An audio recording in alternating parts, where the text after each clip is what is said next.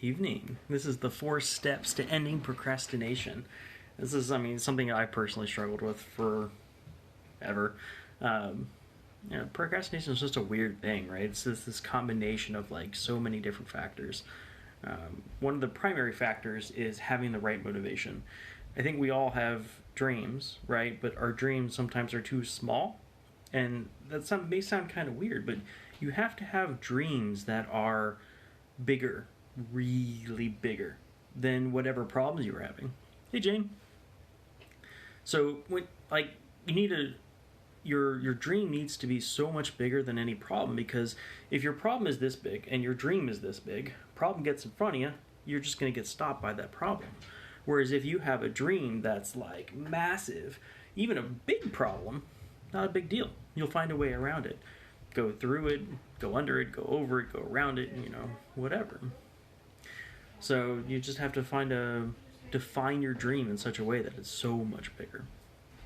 Number 2 is program your subconscious. The subconscious is the most powerful tool. Hey, Lori. And the subconscious is always working for us, right? It's either working for us or working against us. It doesn't really care. You give the subconscious a task and it's going to go figure it out.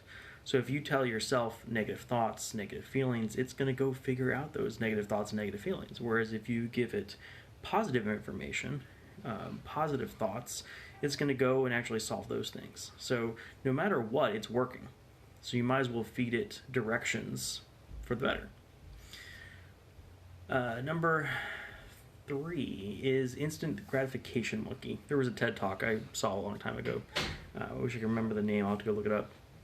But the instant gratification monkey is that little voice in your head that's like, "Ooh, shiny! Let me go do that,"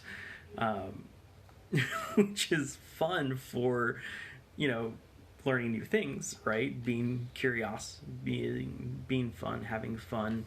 But at some point, you got to sit down and actually do the work if you want your dreams to come true. So the procrastination monkey is always trying to fight you.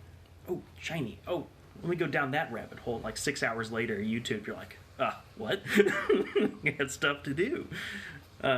So the other side of the procrastination monkey is the panic monster. And it's basically artificially creating deadlines for yourself to create that anxiety within inside. You're like, oh my gosh, I gotta meet that deadline. It may be artificial. You could totally set whatever deadlines you want, but it's a way to drive out the procrastination monkey. For those who went to college, or for those who have like work deadlines or something like that, as you get closer to the deadline, you keep putting stuff off, but at some point you're like, oh my gosh, it's due tomorrow, and then you work like 16 hours straight, you get it done. So make deadlines yourself, right? You don't need to wait. The other way is there's a chart.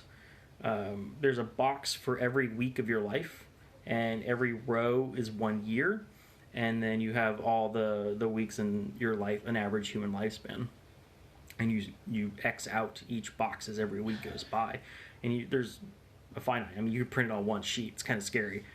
That's another way to artificially create that sense of urgency, because we do have finite lives. We don't think of it that way because we look at things on hours or days, but when you print it out and you got your whole life in this little piece of paper, it's like, ooh, like we got to get moving, right?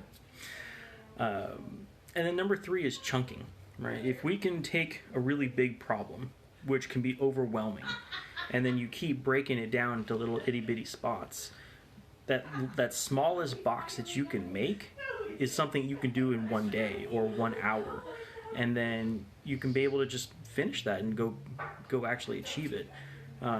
There's a painting analogy that I really like.